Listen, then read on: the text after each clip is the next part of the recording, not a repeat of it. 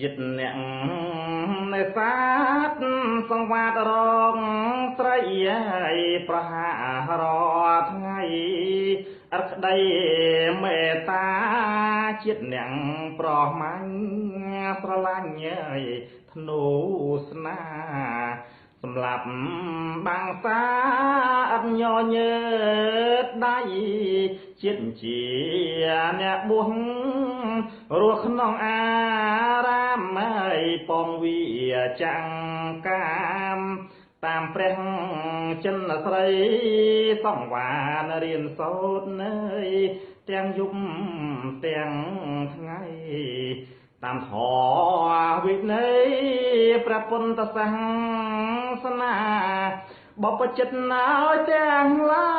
យខ្វល់ខ្វាយប្រាប់ទេបាត់ណាយតាមធម៌បញ្ញត្តិនៃព្រះសាស្តាបរិស័ទទាំងឡាយសប្បាយបូជាដោយចិត្តសទ្ធាបូជាអត់ស្ដាយព្រះសង្ឃសាវៀងជាងជាស្រែបុណ្យនៃជនសាបពូជមុនបានផលឯនេះពុំព្រួយរិញរាំងពុំខ្លាចញ៉ៃជនសាយរីករាយសប្បាយអស្ដាយស្រណោះប្រសិនមានវត្តអត់មានព្រះសង្ឃលោកមានតែស្បង់សង្ឃបាត់បងអស់ទាំងធម៌វិន័យបាត់បងអើយសម្រស់